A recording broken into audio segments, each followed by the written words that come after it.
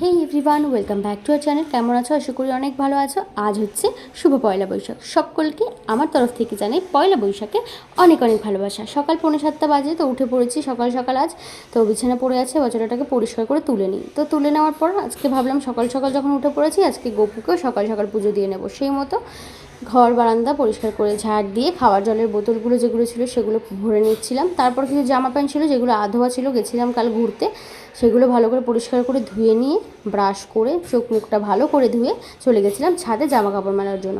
ছাদে অনেকটাই রোদ ছিল, কিন্তু রোদের সেরকম তাপ ছিল না। তো চলো জামা প্যান্ট মেলতে মেলতে একটা কথা বলি তোমাদেরকে। তোমরা অনেকেই আছে যারা আমার চ্যানেলটাকে সাবস্ক্রাইব করোনি, ভিডিওগুলো লাইক করছো না। তাদের কাছে একটাই অনুরোধ করছি, আজকে প্লিজ তোমরা আমার পাশে থেকেও চ্যানেলটাকে সাবস্ক্রাইব করো, তাহলে আশা করি অনেক দূর এগিয়ে যেতে পারবো তোমাদের হাত ধরেই। তো তারপর গাছে জল দেওয়ার জন্য গিয়ে দেখছি গাছের মাটি ভেজা রয়েছে, গাছে জল দেওয়ার প্রয়োজন নেই। নিজে এসে ঘর বারান্দা মুছে যাবো স্নানে, তার আগেই দেখছি কিছু পুচকে পাচকার আওয়াজ। গিয়ে দেখছি এই যে বাড়িতে কিছু সদস্য এসছে নতুন। তারপর পাশের বাড়ি পিসি প্রসাদ দিয়ে গেছিলো পয়লা বৈশাখের পুজোর।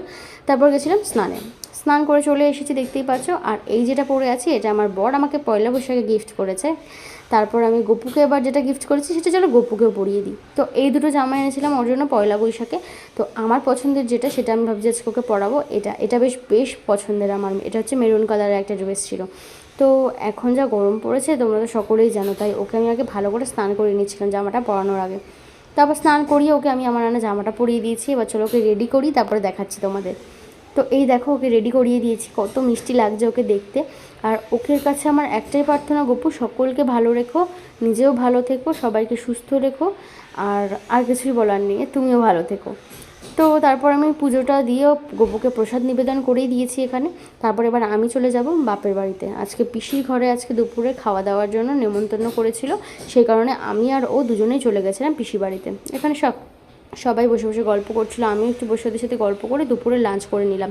লাঞ্চ ছিল ডাল ভাত মাছ আর চিকেন। তো বৌদি এতটাই ভালো চিকেন রান্না করে, তাই আর আমি অন্য কিছু দিয়ে খাইনি, ডাইরেক্ট চিকেনেই চলে গেছিলাম। তারপর চলে এলাম বাড়িতে এসে একটু ঘুমিয়েছিলাম। ঘুম থেকে উঠে দেখলাম একটা হালখাতার মিষ্টির প্যাকেট এসছে, সেটাকে জায়গা মতো রেখে দিয়ে দিয়েছিলাম একটু সন্ধ্যা, কারণ সন্ধ্যা দেওয়ার পরে একটু বেরোবো, সেরকম পার্টিকুলার কোথাও যাওয়ার জায়গা নেই, জাস্ট একটু আমরা ঘোরাফেরা করবো বলে বেরিয়েছিলাম। তো আমি এরকমই একটা লুক ক্রিয়েট করেছিলাম, দেখো জাস্ট একটা কুর্তি পরেছিলাম, চুল বেঁধেছিলাম, একটা সামান্য আইলাইনার, সামান্য লিপস্টিক।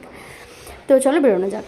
তো আমরা যেহেতু কোনো জায়গা পার্টিকুলারই করিনি যে এই জায়গাটাতেই আমরা অ্যাকচুয়ালি যাব, তাই আমরা একটু গোলবাজারে গেছিলাম, ঘোরাঘুরি করছিলাম। তারপর কিছু ফুড সেন্টার ছিল আমাদের এখানেই গোলবাজারে রয়েছে, সেখান থেকে একটু ঘোরাঘুরি করছিলাম। তারপর চলে গেছিলাম, তোমরা নিশ্চয়ই ইউটিউব যখন যারা দেখো তারা অবশ্যই জানো, এখানে আমেরিকান ফেরত দাদার বিরিয়ানি খুবই ফেমাস, অনেক ব্লগারই এখানে এসেছে ভিডিও করতে। সেখানে আমরাও চলে গেছিলাম আজকে। গিয়ে দেখলাম তখন বাজে প্রায় 8টা, তখনও এতটা লাইন, ভাবতে পারছো। তাই আমরা দুঃখে কষ্টে কি করব, লাইনে দাঁড়িয়ে তো খাওয়াটা আমাদের পক্ষে সম্ভব না, অত রাত হয়ে গেছিলো যেহেতু, তাই পাশের দোকান থেকেই খেয়ে নিয়েছিলাম কিছু ফুচকা। এখানে ফার্স্ট টাইম ফুচকা ট্রাই করেছিলাম, অসাধারণ হয়েছিল। তারপর চলে গেছিলাম আমাদের অশোকনগরে আরসালান রেস্টুরেন্টে, যেখান থেকে আমি অর্ডার করেছিলাম একটা মাটন বিরিয়ানি আর চিকেন চাপ, যেটাকে আমি পার্সেল করে বাড়িতে নিয়ে চলে এসেছি, যেটাও খেতে অসাধারণ ছিল। তো লাস্টে খেয়েছিলাম কোল্ড ড্রিঙ্কস, কারণ বিরিয়ানি খেলে কোল্ড ড্রিঙ্কস না খেলে একেবারেই চলে না। আর দিয়ে গেছিলো মিষ্টি একটা দোকান থেকে, যেটা হালখাতায় হয় আর কি, সেটা আমি খাইনি।